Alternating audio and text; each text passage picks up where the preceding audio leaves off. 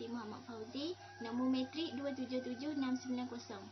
Pengenalan kepada LGBT ialah kecelaruan jantina yang berlaku di kalangan mereka yang memperjuangkan hak-hak mereka.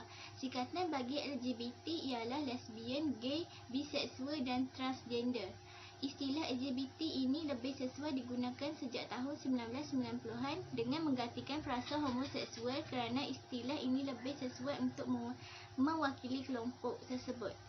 Golongan ini memperjuangkan kumpulan mereka dengan cara mempertahankan hak-hak mereka untuk bebas bersuara, berkomuniti dan bernaluri dalam masyarakat. Gejala ini semakin berleluasa tanpa disedari oleh masyarakat pada masa kini. Isu ini boleh memberi kesan buruk terhadap masyarakat dan boleh menyebabkan berlakunya perosak akidah bangsa.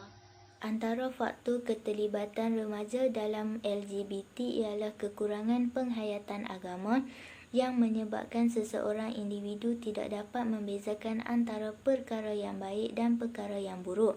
Kelemahan ini menunjukkan bahawa mereka mengalami keruntuhan moral dan akhlak. Seterusnya ialah pengaruh rakan sejenis kerana mereka terlalu meletakkan kepercayaan yang tinggi kepada rakan tersebut sehingga mengikuti pelbagai bentuk perbuatan negatif yang dilakukan oleh rakan mereka. Faktor seterusnya ialah personaliti semula jadi yang dimiliki oleh individu berkaitan dengan perwatakan seseorang yang ditunjukkan melalui perbuatan, percakapan dan cara pemakaiannya. Corak tingkah laku yang berbeza menunjukkan bahawa individu tersebut mengalami kecelaruan identiti diri. Selain itu ialah faktor keluarga iaitu kekurangan kasih sayang, sokongan moral dan motivasi daripada ibu bapa. Faktor yang berikutnya ialah pengaruh media massa iaitu terdapat penyiaran filem atau drama tanpa tapisan bagi tujuan untuk mempromosikan perbuatan homoseksual dan perkara-perkara berkaitan budaya transseksual melalui laman-laman sesawan tertentu. Gejala LGBT juga didorong oleh ketagihan dan keinginan seksual yang tinggi kerana mangsa mungkin mempunyai pengalaman melampau iaitu pernah mengalami gangguan atau penderaan seksual oleh orang sekeliling mereka. Yang pertama, peranan pihak kerajaan iaitu dengan menguatkuasakan undang-undang. Kerajaan haruslah bekerjasama dengan organisasi agama dalam rangka strategi seperti melaksanakan aktiviti dakwah. Kerajaan juga perlu melaksanakan aktiviti berkempen, contohnya kempen hidup sihat tanpa LGBT dan sebagainya. Kempen bertujuan memberi kesedaran kepada masyarakat. Seterusnya, peranan pihak kaunseling. Kaunseling berperanan memberi perkhidmatan nasihat, bantuan dan tunjuk ajar kepada semua masyarakat. Selain itu, peranan ibu bapa. Ibu bapa wajib memberi sepenuh perhatian dan kasih sayang kepada anak-anak mereka. Ibu bapa juga harus mengawal aktiviti anak mereka seperti mengetahui dengan siapa anak mereka bergaul kerana pengaruh rakan sebaya sangat mempengaruhi kehidupan remaja. Selain itu, peranan media massa. Media massa haruslah mengisi kandungan program yang lebih berkualiti, kreatif dan memberi kesan positif kepada pengguna.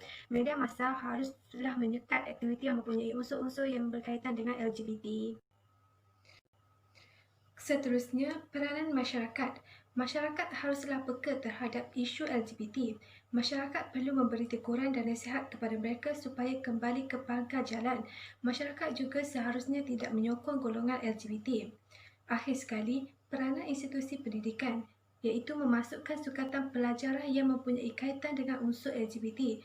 Contohnya, Kementerian Pendidikan Malaysia telah memperkenalkan subjek pendidikan sivik di peringkat sekolah bagi mendedahkan nilai-nilai murni kepada murid. Rusdi bernombor matriks 27769 akan membentangkan tugasan yang subtopik tugasan iaitu kesan LGBT terhadap semangat nasionalisme.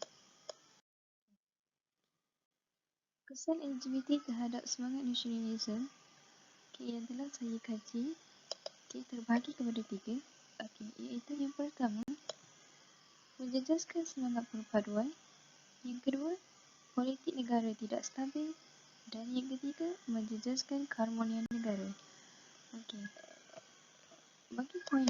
Bagi isi pertama, iaitu menjejaskan semangat perpaduan. Golongan LGBT ini dipandang serong dan dihina oleh masyarakat serta diketepikan masyarakat.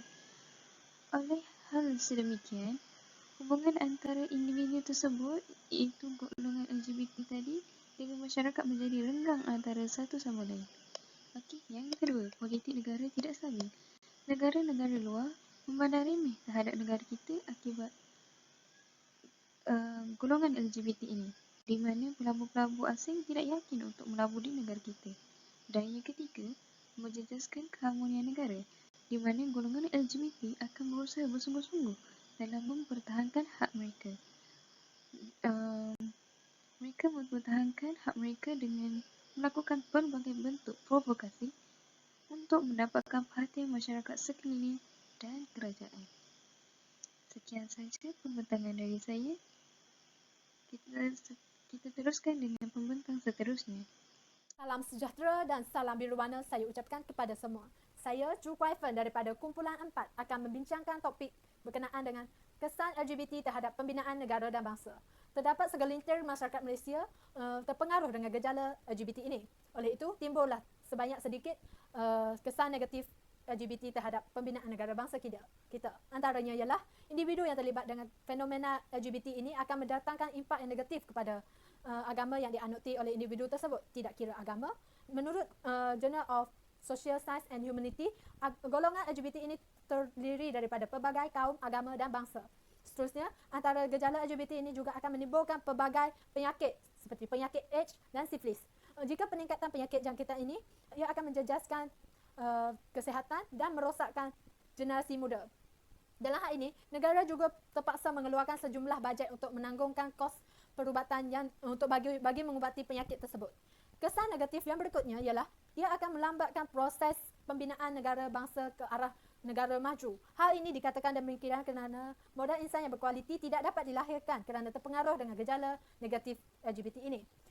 Golongan ini akan dipandang rendah dan dimaki oleh masyarakat sekeliling. Oleh kerana perilaku LGBT ini turut menjatuhkan maruah sendiri sekaligus ia akan menjatuhkan imej negara dan bangsanya tersebut. Sekian itu daripada saya. Terima kasih. Hai, nama saya Yap Sun Ching, nombor metrik 278031 dan saya di sini ingin membentangkan tentang kerja khusus kita bahagian kesimpulan. Untuk kesimpulan, kewujudan golongan LGBT ini dilihat sebagai satu ancaman bagi ajaran agama dan nilai murni yang diajar di negara-negara timur, dan kewujudan golongan LGBT ini akan mendatangkan pelbagai masalah dan kesan, terutamanya kepada perbezaan negara dan bangsa. Oleh itu, semua pihak haruslah bekerjasama ataupun berganding bahu untuk menangani masalah golongan LGBT ini supaya pembinaan negara dan bangsa kita dapat dijalankan dengan lancar. Sekian, terima kasih.